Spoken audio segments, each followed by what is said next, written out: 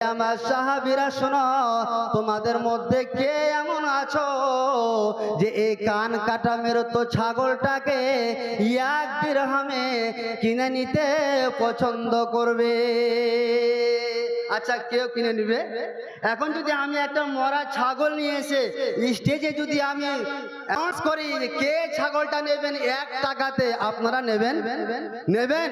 সভাপতি সাহেব নেবেন? কেউ নেবেন না। তার কারণ তার কোনো দাম, কথা বলেন, তার কোনো দাম নেই। ওরে আমার ভাইরা, বাপজানেরা আমার, হাদিসটা ভালো করে শুনুন। সাহাবীরা বলে ফেললেন, ইয়া রাসূলুল্লাহি সাল্লাল্লাহু আলাইহি ওয়াসাল্লাম, মা নুহিব্বু আন্নাহু লানা বিশাইইন। আপনি বলছেন 1 দিরহাম, 1 দিরহামে তো দূরের কথা, আমরা এই কান কাটা মৃত ছাগলটাকে যদি ফ্রিতে পেয়ে তাও আমরা নেব না। আখিরাত এবং দুনিয়া সম্পর্কে বলতে গিয়ে এ দুনিয়ার কতটা মূল্য এবার হাদিসের দিকে চলে আসে। হাদিসগুলো জেনে রাখুন। নবী সাল্লাল্লাহু আলাইহি ওয়াসাল্লাম বলছেন, ওয়াল্লাহি মাদ দুনিয়া ফিল আখিরাহ। ওরে আমার উম্মতিরা শুনো, আখিরাতের তুলনায় দুনিয়ার উদাহরণ হলো, দুনিয়ার দৃষ্টান্ত হলো, দুনিয়ার এক্সাম্পল হলো, তোমাদের মধ্যে কোনো একটি ব্যক্তি তার হাতের আঙ্গুলকে নেক আর হাতের আঙ্গুলকে নিয়ে ইল্লা মিসলা। ওরে আমার বান্দার, ওরে আমার উম্মতিরা শোনো, ওয়াল্লাহি মাদ দুনিয়া ফিল আখিরাতে ইল্লা মিসলা মা ইয়াজালু আহাদুকুম ইসবাহু। তোমাদের মধ্যে কোনো ব্যক্তি তার হাতের একটা আঙ্গুলকে নেক আর আঙ্গুলকে নেওয়ার পরে সমুদ্রে ডোবাক, আর সমুদ্রে ডুবানোর পরে সে আঙ্গুলটাকে উঠানোর পরে সেই ব্যক্তিটা লক্ষ্য করো, ফালয়ানজুর বিমা ইয়ারজু, যে সে কতটা জল সমুদ্রে ফেলে এসেছে এবং কতটুকু জল আঙ্গুলে নিয়ে আসতে পেরেছে। এবার বলুন, কতটা জল আঙ্গুলে এই সে সমুদ্রে থেকে আঙ্গুলে উঠাতে পারবেন? কতটুকু জল উঠবে? জল উঠবে? উঠবে না। তাহলে যতটুকু জল আপনি এই আঙ্গুলে উঠাতে পারবেন সেটা হলো কি, কথা বলেন, দুনিয়া। আর যতটুকু জল সমুদ্রে থেকে গেল সেটা কি, কথা বলেন, আখিরাত। তাহলে পুরো সমুদ্রের পানি থেকে গেল তো সেটা হয়ে গেল আখিরাত। আর আপনি আঙ্গুলে সামান্য পরিমাণ জল উঠবে, তা উঠবে না। এটা হলো দুনিয়া। তা দুনিয়ার কতটুকু মূল্য এবার আপনি ভাবুন, দুনিয়ার কতটুকু মূল্য এবার আপনারা ভাবুন যে দুনিয়ার কতটুকু মূল্য। ওই যে দেখো ডাকিতেছে তোমায় কবরের মাটি, ওই যে দেখো ডাকিতেছে তোমায় কবরের মাটি। আধা ঘন্টা লেট হবে, আধা ঘন্টা ওয়েট করতে বলতে হয়, আধা ঘন্টা খাওয়া দাওয়া ভিড় করতে পারবো। ডেলিকেট খাওয়া যিনারা খাবেন আধা ঘন্টা লেট করবেন দয়া করে, তার কারণ যে রান্না বান্না হচ্ছে, ভিড় করিয়েন না আপনারা, আধা ঘন্টা লেট হবে। আধা ঘন্টা আপনারা যারা স্যার ফিল্ডে চলে আসুন, আপনাদের ফিল্ডে আসতে অনুরোধ করছি, দয়া করে ওখানে ভিড় জমায়েন না। ওই যে দেখো ডাকিতেছে তোমায় কবরের মাঠে, সন্ধ্যার আগে যেদিন ডুবিবে বেলা, এক পলকে ভেঙে যাবে তোমার রঙ্গেরই মেলা। সন্ধ্যার আগে যেদিন ডুবিবে বেলা, এক পলকে ভেঙে যাবে তোমার রঙ্গেরই মেলা। কারে দিবা তুমি জোরে ধমক, কারে দিবা তুমি জোরে ধমক, কার মাথায় ভাঙবা লাঠি। ওই যে দেখো ডাকে দিছে তোমায় কবরের মাঠে, খবর পেয়ে আসবে আত্মীয় স্বজন,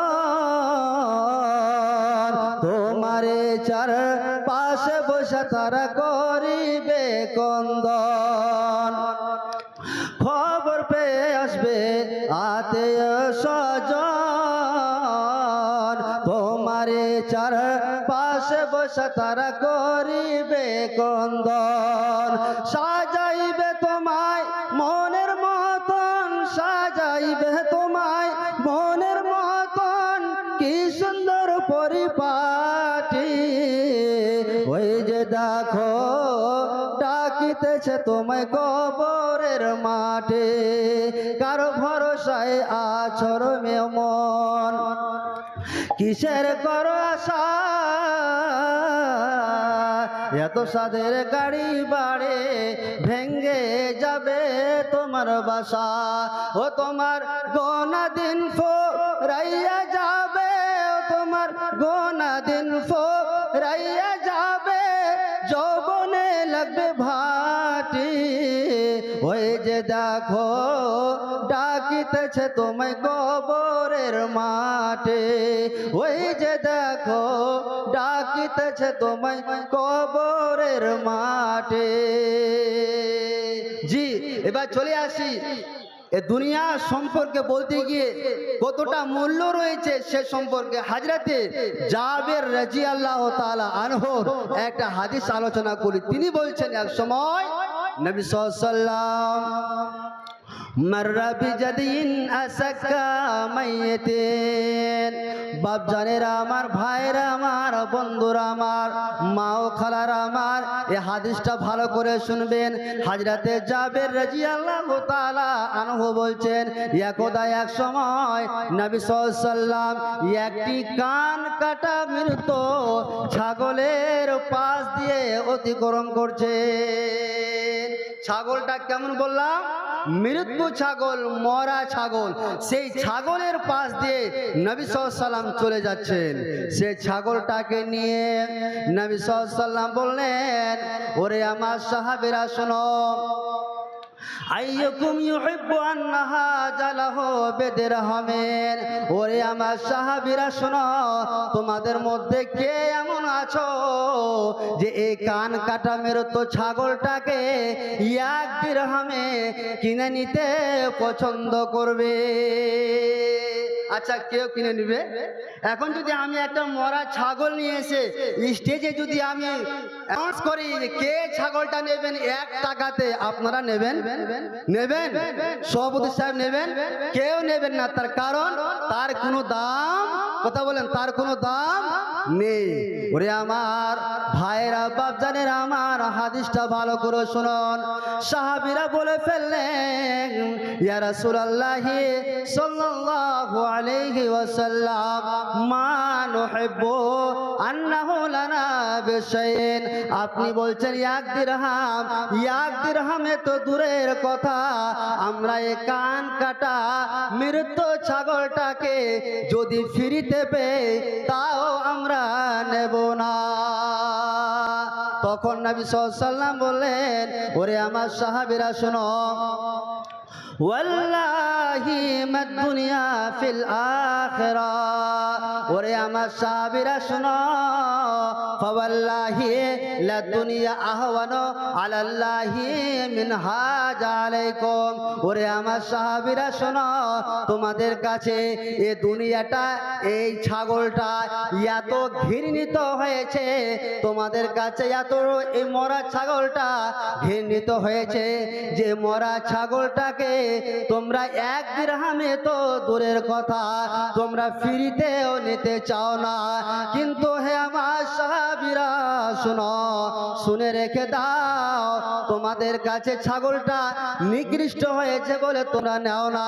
কিন্তু জেনে রেখো এ দুনিয়ার ধন সম্পদ টাকা পয়সা বাড়ি গাড়ি যতগুলো রয়েছে এইগুলো আল্লাহ রাব্বুল আলামিনের কাছে ছাগলের চাইতেও বেশি নিকৃষ্ট তাহলে বুঝতে পারলেন যে আল্লাহর কাছে এই পার্থিব জগতের ধন সম্পদ এত নিকৃষ্ট যে ছাগলটার চাইতো কি কথা বলেন নিকৃষ্ট আর ওই নিকৃষ্ট সম্পদকে আমরা অর্জন করার জন্য প্রতিযোগিতা করি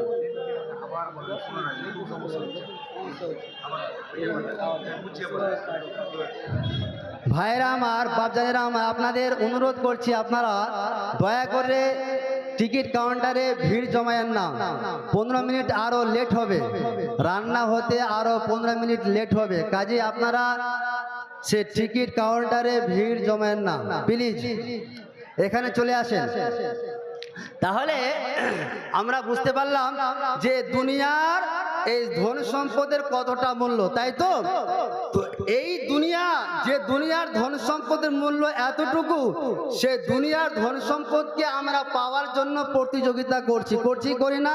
তাহলে এবার চলে আসি এই দুনিয়ার সাথে আমাদের যিনি শেষ নবী মুহাম্মদ সাল্লাল্লাহু আলাইহি ওয়াসাল্লাম, তিনি দুনিয়ার সাথে কিরূপ সম্পর্ক রাখতেন। হযরতে আব্দুল্লাহ ইবনে মাসউদ রাদিয়াল্লাহু তাআলা আনহুর কি দিল? আবু সামা বাড়ি কোথায়? আবু সামা কাওয়ামারি 1000 টাকা দিয়েছেন। আল্লাহুম্মা সাল্লি আলাইহি আল্লাহুম্মা বারিক আলাইহি। তাহলে